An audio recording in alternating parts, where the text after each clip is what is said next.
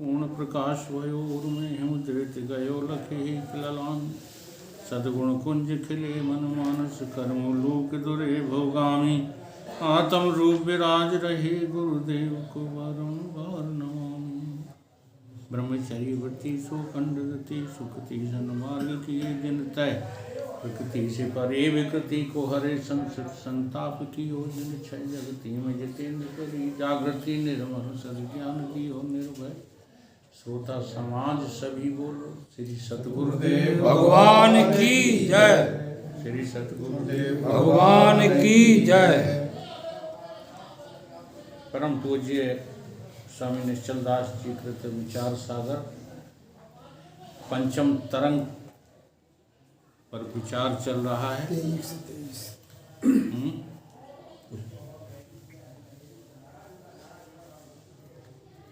पंचम तरंग के 214वां प्रसंग है शायद 214 बच्चू कथा आई 217 से 28 123 पेज से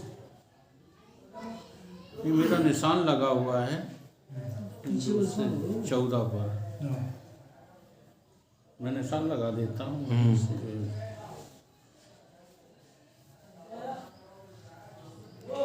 आयथार्थ का ये भ्रांति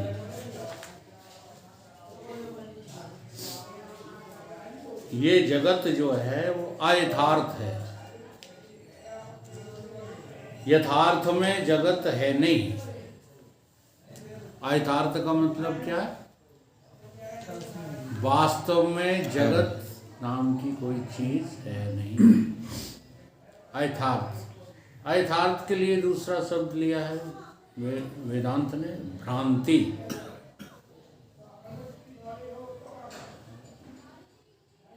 जैसे हरि व्यापक सर्वत्र समाना कहा गया। अब किताब न देखो जगदीश, इस विषय को तुम समझो, तुम्हें इसमें बहुत शंका है। परमात्मा व्यापक तत्व है। अब कैसे व्यापक तत्व है? क्योंकि व्यापक तो बहुत सारी चीजें हैं।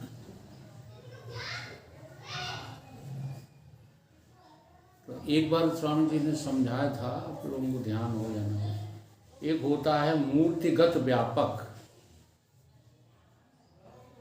जो केवल जो है एक सीमित आकार में व्यापकता होती है, उसे क्या कहते हैं? मूर्तिगत व्यापक। उसका उदाहरण दिया था, लोहे को अग्नि में डाल दो तो अग्नि उस लोहे में व्यापक दिखाई देने लगती है ना?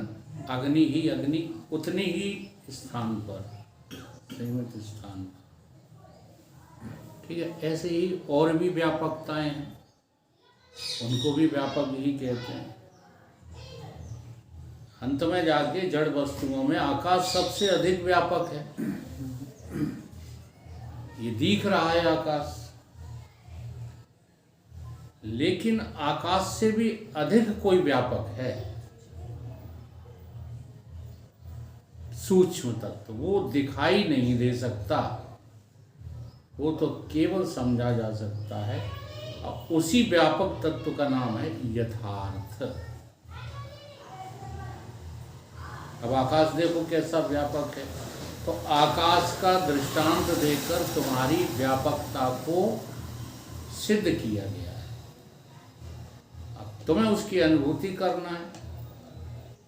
आकाश कौन सी जगह नहीं है बताओ? आकाश भीतर भी है, आकाश बाहर भी है। भीतर माने कमरे के अंदर, कमरे के बाहर, घट के भीतर, घट के बाहर। एक उदाहरण जल का लिया गया व्यापकता का, कबीर जी ने लिया। वो क्या कहते हैं कि पानी में घट है और घट में पानी है, बाहर भीतर पानी पानी है। ये भी व्यापकता। विनस्यो घट जल ही समान्यो, ये गति बिरला जाने। तो ये छोटी छोटी व्यापकताएं उस जो है पूर्ण व्यापक तत्व को समझाने के लिए है, फंसने के लिए नहीं कि इतना ही व्यापक है। कहते ना मूर्ति में जो है परमात्मा है, वो परमात्मा तुम्हारे किसी काम का नहीं है, मूर्तिगत व्यापकता है। ऐसे ही जल व्यापक है, ऐसे ही वायु व्यापक है, ये सब व्यापक हैं, लेकिन सारे ये व्यापक तत्व किसमें व्याप्त हैं? तुम्हारे स्वरूप। इसलिए सबसे अधिक व्यापक कौन है? मैं यथार्थ हूँ और जगत अयथार्थ। परमात्मा यथार्थ है और जगत अयथार्थ है। तो वो कौन सी व्यापकता है जो हमारी है? कौन सी व्यापकता है वो? यथार्थ नहीं, यथार्थ तो है, लेकिन जितने भी दृष्टांत हैं उन सबको लेकर के समझो तो आखिरी में क्या बचता है? अज्ञान बचता है आखिरी, मेरी आत्मा का अज्ञान, यानी कि भ्रांति। तो भ्रांतिगत व्यापकता है ये। व्यापक शब्द मात्र कहने की और समझने के लिए है, नहीं तो व्यापक और व्याप्य व्यापकता ये त्रिपुटी मेरे स्वरूप में है ही नहीं, भ्रांति से दिख रही। जैसे उदाहरण दिया था, सिया राम में सब जग। अब सिया राम में सब जग ये व्यापकता नहीं है, अपेक्षाकृत व्यापकता है। सिया राममय, आप जब अपने को समझेंगे तो मैं शब्द जो है हट जाएगा। जैसे वाल्मीकि जी ने कहा, अब देखो कहते बनता ही नहीं, इसलिए वाल्मीकि से जब पूछा कि मैं रहूं कहाँ, तो उन्होंने कह दिया कि चिदानंद में देह तुम्हारी, तुम कहाँ नहीं हो। अब इसका अर्थ क्या है? तो एक होता है चिद, चिद, और एक होता है चिन्ह, और ये दोनों पर्यायवाची शब्द हैं।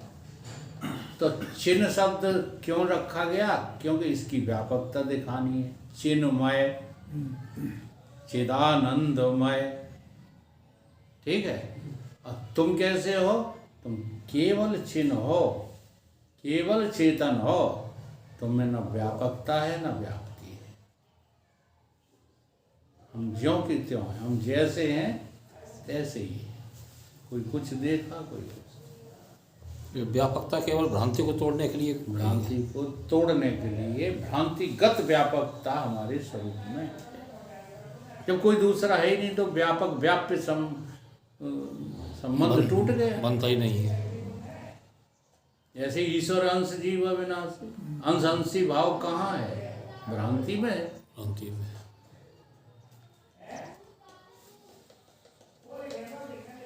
और जो वेद अर्थ को करे हैं, 63 वृथा परिश्रम धरे हैं, यूं पुराण में व्यास कही है, शंकर मत में मान यही है। मध्यादिक को मत न प्रमाणी, यह हम व्यास वचन तय जानी, और प्रमाण कहूँ सो सुनिए, वाल्मीकि ऋख मुख्य जुगुनिए। तिन मुनि कियो ग्रंथ वशिष्ठा, तामे मत अद्वैत स्पष्टा, श्री शंकर अद्वैत ही गानो, तिनको मत ये हेतु प्रमाणो। भेदवाद प्रमाण नहीं कर सकता। जैसे बहुत सारे ग्रंथों में आज जो दुनिया में धर्म व्यापार बना हुआ है, वो इसी कारण से कि अद्वैत बिल्कुल डूब चुका है। अद्वैत मत में कोई भी व्यवहित नहीं हो रहे, क्योंकि अद्वैत मत में व्यवहार नकली करना पड़ता है, और नकली में असली की। हाँ, अगर तुम जगत को सत्य न मानो, जगत को सत्य न मानो, तो पैसा कमाओगे। अब तुम ज्ञानी भी हो जाते हो, पैसा कमाने में भी लगे हो, काई ज्ञानी हो भैया। नौकरी करोगे, बाल बच्चे पालोगे, बहुत गहरा चिंतन है ये। अब यहाँ प्रश्न खड़ा होता है अज्ञानियों का, तो क्या राम ने नहीं पाले, कृष्ण ने नहीं पाले, या जितने ब्रह्म वशिष्ठ के तो 100 थे। ये खड़ा हो जाता है अज्ञानियों का प्रश्न, ये अज्ञानियों का प्रश्न है। तब उसको ज्ञानी को ये जवाब बना कर देना पड़ता है कि हाँ पाले, लेकिन कैसे पाले, कैसे पाले? जैसे कोयल कौवा से पलवा लेती है, ऐसे पाले। तुमने पाले वाले कुछ नहीं, तुमने किया धरा कुछ नहीं, बस उसी अपने करे धरे को एक बार ठीक से सम्यक समझ लो कि ये तो सब अभिनय है। अभिनय माने हैं? नाटक। नाटक माने अभिनय के नकली। नकली माने हिम्मत नहीं पड़ रही है, अयथार्थ है ही नहीं। अयथार्थ। जो होता नहीं है उसी का नाटक करना पड़ता है, जो है उसकी नाटक की जरूरत क्या है? इसलिए ये संसार केवल नाटक है, केवल नृत्यशाला है, और कुछ है ही। तो वाल्मीकि ऋषि वचन विरुद्ध भेदवाद लख सकल अशुद्धम। सारे प्रकरण का भाव यही है कि व्यास भगवान ने पुराण में ये कहा कि जब कल में वेद के अर्थ को नाना भांति के लोग अनेक प्रकार से करेंगे, तब कृपाल शिव श्री शंकर नाम धार के अवतार लेंगे। बद्रीनाथ की मूर्ति का देवन नदी मध्य ते उद्धार स्वस्थान में स्थापन, जैन बुद्ध मत का खंडन और वेद का यथार्थ व्याख्यान करेंगे। कब? कल माने जब तमोगुण की प्रधानता हो जाती है, उसको कल कहते हैं। कलिमल ग्रसे धर्म सब। आज भाई साहब बड़ी विडम्बना है।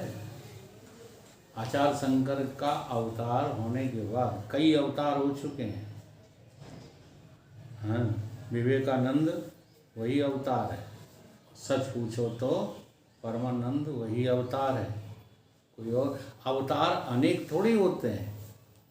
अवतार तो जो है एक ईश्वर का ही होता है कि नहीं? लेकिन समय काल देश वस्तु परिस्थिति के अनुसार होता है।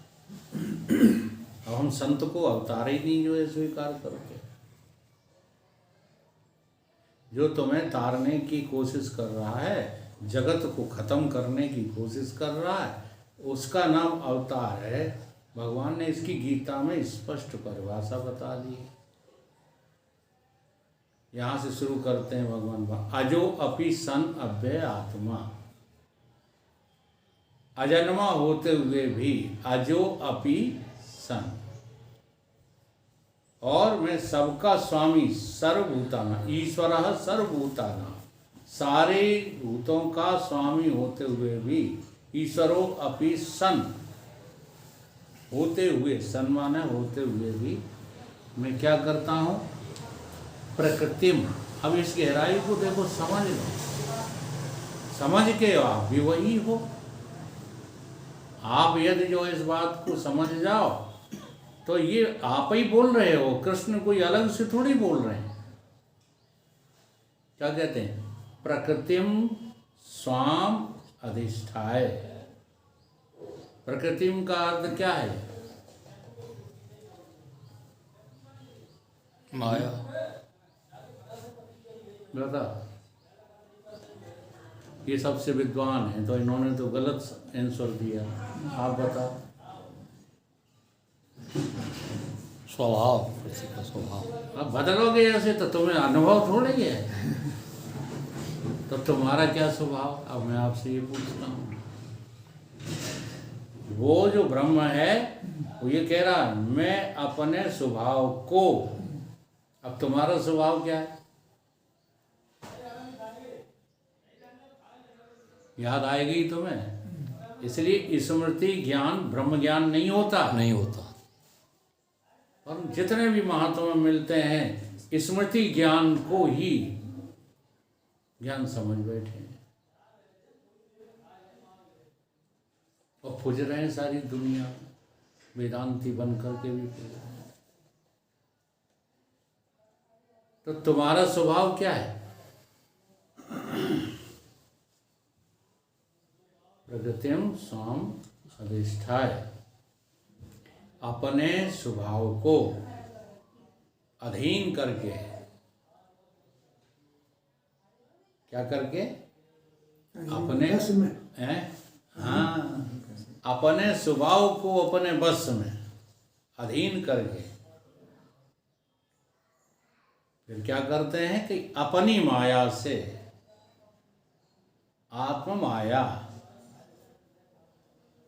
ये संसार की रचना करता हूँ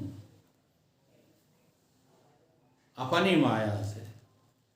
अब देखो कितनी सरल है और कितनी कठिन है। अपने स्वभाव को बस में करने का क्या अर्थ है?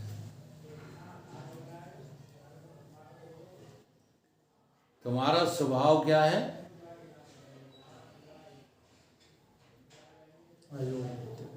अजरता, अमरता, व्यापकता, ये तुम्हारे सब स्वभाव हैं और इसको अपने अधीन कर लो। अधीन करने का मतलब यही हम हैं और कुछ हम ये अधीन करना है। अपने स्वभाव का अधीन कर लिया और इस झूठे जगत को धारण कर लिया। अब इसमें हमारे गुरुदेव कहा करते थे कि धारण करना किसको कहते हैं? एक तुमने धरा है, अपने सिर पर भार धरा है और एक किसी ने तुम्हारे सिर पे धरा है।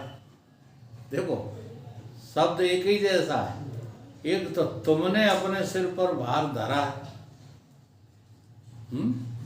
भार स्वीकार किया है, और एक किसी ने तुम्हारे ऊपर जो है धर दिया है।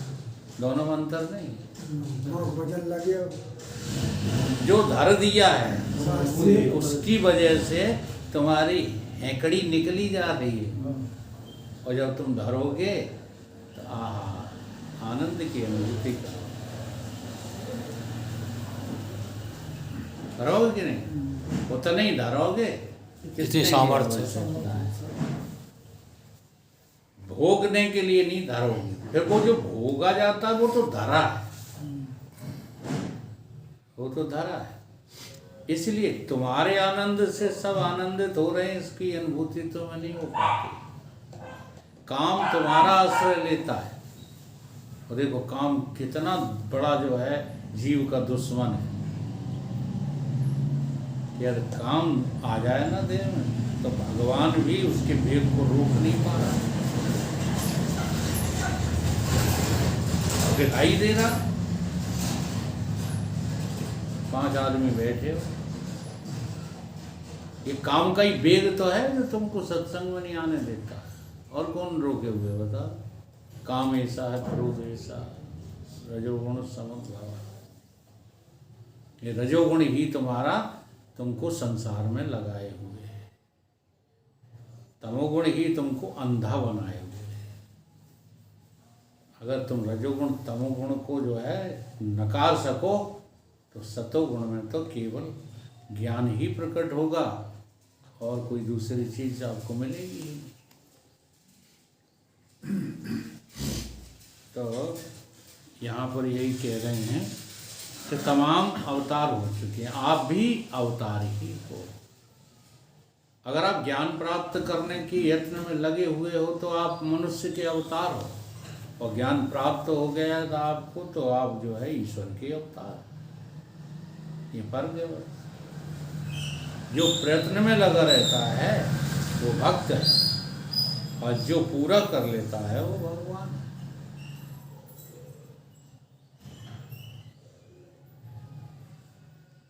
स्वस्थान में स्थापन, जैन बुद्ध मत का खंडन और वेद का यथार्थ व्याख्यान करेंगे। ये आज ही नहीं हुआ है, ये बहुत पहले भी होता रहा है। क्या पाखंड, आज कुछ अधिक हो गया है, इसलिए सबकी बुद्धि जो है नष्ट भ्रष्ट हो गई। अभी वो पंडित आया है, उसके पीछे जनता दीवानी है कुछ नहीं उसके बाद। वो तो पुनर्भुगा में है, और यहाँ वो है अनुरुद्धाचार्य। बहू आएगा, बहू आएगा, बहू आएगा, मिश्र आएगा, पेडी मिश्र। मुकल्लिस शुरू हो। चलो छोड़ो। तो यथार्थ व्याख्यान करेंगे। कौन करेंगे? जो अवतारी पुरुष होते हैं वो यथार्थ व्याख्यान करते हैं। इस वेश वचन से श्री शंकर मत ही प्रमाण है।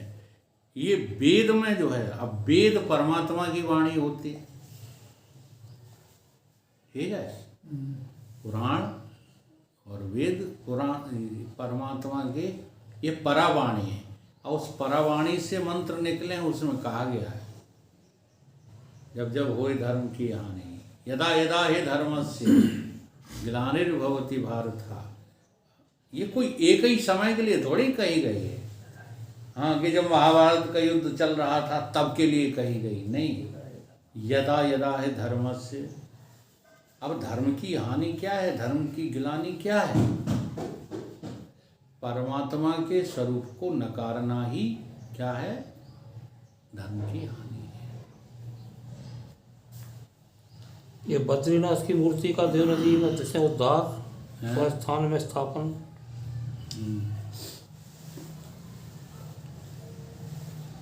बद्रीनाथ की मूर्ति का देव नदी मध्य में होता है। असल में हुआ क्या था, शंकर भगवान शंकराचार्य के अवतार के पहले ये नष्ट भ्रष्ट हो गया था। क्या? धर्म जैसे आज हो गया है। अब रूप बदल गया है। पहले क्या था कि मंदिर की जो पूजा होती थी उसका खंडन कर दिया गया था, और धर्म की पकड़ कर नहीं पाए थे, इसलिए वेदांत की तो बातें करते थे लोग, वेद की बातें करते थे, और पापाचार बढ़ता जा रहा था। जैसे दासी प्रथा थी, मंदिरों में जो है वो रखी जाती थी, कौन? देवदासियाँ। तो ये सब नासमझी के ही कारण तो कर रहे थे। जहाँ देव स्थान वहाँ मूर्ति की पूजा नहीं होती थी, बल्कि आदमी की पूजा होने लगी थी। और किसकी? जो ताकतवर होते थे, जो साधु सन्यासी ताकतवर होते थे, वो देवता अपने को बना लेते थे, पापाचार में लगे रहते थे। जनबल धनबल बाहुबल होता था। ये सब उनके पास होता था। उन्हीं आश्रमों को देव देव मंदिर बना लिया था। तो भगवान शंकराचार्य आए, उन्होंने कहा कि नहीं, आदमी की पूजा करना ठीक बात नहीं है। देखो, है आदमी की पूजा करना ठीक बात, लेकिन उस समय धर्म नष्ट हुआ था इस तरीके से, इसलिए उन्होंने उसका खंडन किया। वो आधी अधूरी बातें जो बुद्ध लोग करते हैं, जो जैन लोग करते हैं। आज जैनों के यहाँ क्या हो रहा है देख लो। लेकिन थोड़ा थोड़ा आचार्य शंकर की भी झलक है, आचार्य शंकर की भी झलक है, इसलिए मूर्ति भी स्थापित कर देते हैं। वो किसकी? नंगे बाबा की, और किसी की नहीं करेंगे। एक दिन की घटना, उस समय मुख्य रूप से वो हमारा बहुत आज्ञाकारी शिष्य था सत्यनारायण। तो हम वहाँ दोनों लोग चले आ रहे तो हमको लगी लघु शंका, और जैसे ही मैंने लघु शंका करने के लिए पैंट की बटन खोली तो मेरे आश्चर्य का ठिकाना नहीं रहा। लाइन की लाइन हमारे देवी देवताओं की प्रतिमाएं लगा रखी थी बनियान ने। मतलब नाली में लोग पेशाब न करें इसके लिए प्रतिमाएं किसकी लगा दें? देवताओं की। देवताओं की। टाइल्स लगे। हाँ, तुरंत मेरी खोपड़ी खराब हो गई। मैंने कहा अगर प्रतिमाएं लगाने थी तो नंगे बाबा की लगाते, हाँ मार दे दें। और नंगे बाबा की लगाते तो कोई मूतना बंद ही नहीं करता। पैसा ये बनिया की अक्ल थी। हाँ तो सत्यनारायण को मैंने भेजा कि जाओ उससे बात करो जा करके कि हटाता है कि ताकत बल का प्रयोग करें।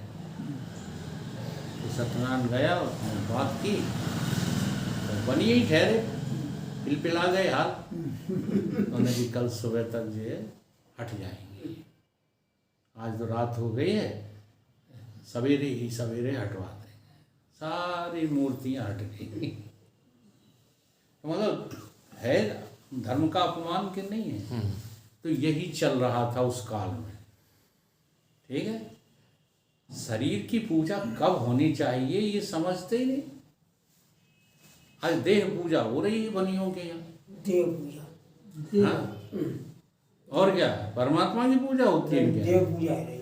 ऐसे बौद्ध धर्म है। तो इन धर्मों का आचार्य शंकर ने खंडन किया, और खंडन करके जो है मंदिर और मूर्तियों की स्थापना वेद मत से की। वो है ये बद्रीनाथ की मूर्ति, समझे? धर्म की स्थापना। धर्म की स्थापना। देव नदी गंगा किनारे। इस व्यास वचन से श्री शंकर मत ही यथार्थ के लिए प्रमाण है। ठीक है, और कोई नहीं। और मध्वाधिकन का भेद मत अप्रमाण है। और उपनिषद, गीता व ब्रह्मसूत्र ये तीनों जो वेदांत के प्रस्थान हैं, तिनके यद्यपि मध्वाधिकन ने किसी तरह खींच के स्व मत के अनुसार व्याख्यान किए। अब इस बात को जो है विचार सागर ही बता पाया है। ठीक है, और तुम वेदांत के ग्रंथों को पढ़ोगे वहाँ ये बात नहीं मिलेगी आपको। इसीलिए तो जो विचार सागर पढ़ लेते हैं ना, हाँ, वो कभी वेद का खंडन नहीं करते। क्या बात है, यहाँ क्या कहा जा रहा है कि हमारे ये तीन प्रस्थान हैं वेदांत के। कौन कौन से प्रस्थान त्रयी कहेगा। हैं? गीता उपनिषद ब्रह्मसूत्र। हाँ, ये तीन क्या हैं? हाँ, क्या अर्थ होता है प्रस्थान का? इनको लिए बिना कोई चल नहीं सकता। ठीक, इसके बिना यात्रा नहीं होगी। हाँ, तो इनमें जो है इनके सिद्धांतों को किसने चुरा लिया? इनने जो है पाखंडियों ने, जैन मत ने, बौद्ध मत ने इनको चुरा लिया है। सब करते हैं, थोड़ी थोड़ी करते हैं। हाँ, और चुरा करके जो है कहाँ घटाने लगे? भेदवाद में घटाने लगे। सहारा इसी का लिया। सहारा इसी का लिया। इसलिए हमारा जो है रूप स्वरूप बिगड़ गया। आज हमारे पंडित लोग भी इसी का सहारा लेकर के बात करते हैं। वो तो शंकराचार्य ने देखो भेद स्थापित किया। शंकराचार्य ने भेद स्थापित नहीं किया। इसलिए दूसरे संप्रदाय के लोग जो है तुम पे ताना कसते हैं। उन्हें कि तुम्हारा भगवान तो कुत्ता भी है, तुम्हारा भगवान तो सांप भी है, तुम्हारा भगवान तो पीपल भी है, तुम्हारा भगवान ही अनेक है, तुम्हारा कोई भरोसा है? कहते नहीं है ना। हाँ, तो उस नारी का क्या भरोसा जिसने तमाम जो है पतियों को स्वीकार कर लिया। तब हमारे सद्गुरुदेव भगवान जवाब देते हैं कि तुम तो इतने बड़े अज्ञानी हो कि तुम्हारा जो परमात्मा है वो एक जो है लकड़िया की ओट पकड़ के रह गया। तुमने खुदा को स्वीकार कर लिया तो खुदा ही है बस, और कोई है ही नहीं। और उन्होंने जो है